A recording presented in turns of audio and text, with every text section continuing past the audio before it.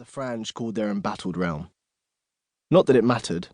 Zohra knew the trader was happy to take any coin, Christian bezants from Cyprus and Tripoli, silver dirhams from Aleppo, Sinjar and Baghdad, dinars minted in Antioch and Jerusalem.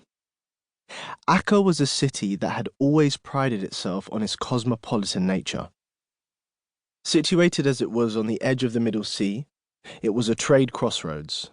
Merchants came here to sell gold and spices, silk and saffron, fish eggs and resin, glass and songbirds. From north and east and west they came, from Venice and Marseille, India and China, Trebizond and Sarai. The Bay of Haifa offered respite during the notorious winter storms, and its deep, safe anchorage gave shelter to a fleet of ships. To the north lay the fortified city of Tyre. To the east the road to Nazareth and Jerusalem and the rich lands between. Akka was a strategic gem, and so the city changed hands often, but business went on much the same as usual, no matter who was in charge. Goods were traded, money circulated, everyone was happy. Well, maybe happy was an exaggeration, she thought, remembering the Franj knights pushing through the markets with their swords at the ready and their surcoats emblazoned with huge crosses, an affront to every good Muslim. If you listened, you could hear the squeal of pigs in the livestock market, and every day the bells that the Christians had sacrilegiously hung in the minaret of the Friday mosque rang their hideous summons to Shaitan. Every day she prayed that Salah ad-Din would one day retake the city and melt down those wretched bells. The storeholder selected a piece of frankincense, an opalescent crystalline bulb, and held it beneath Zohra's nose. The initial strong, musky scent was followed by the much-prized balsamic undertone. She inhaled in a sort of daze. "This is my best hojari," Sayyidi Ephraim said.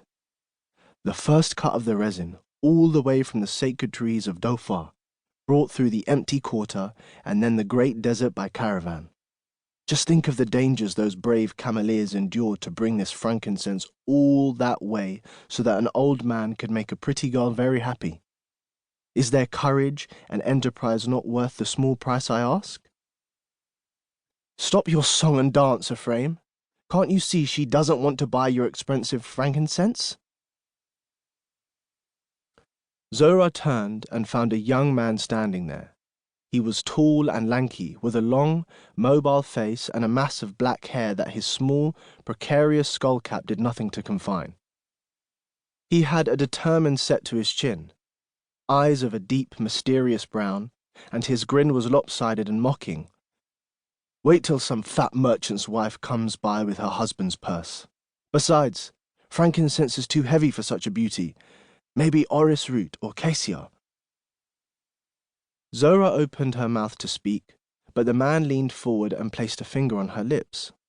Greatly affronted, she took a step back. The man caught Zohra by the arm. "No need to run away, pigeon. Here, this is what you need. Amber, like your eyes." He chose a square of amber musk from Ephraim's bins and rubbed it between his fingers. "Close your eyes," he instructed, warming the wax in his hands to release the essential oils.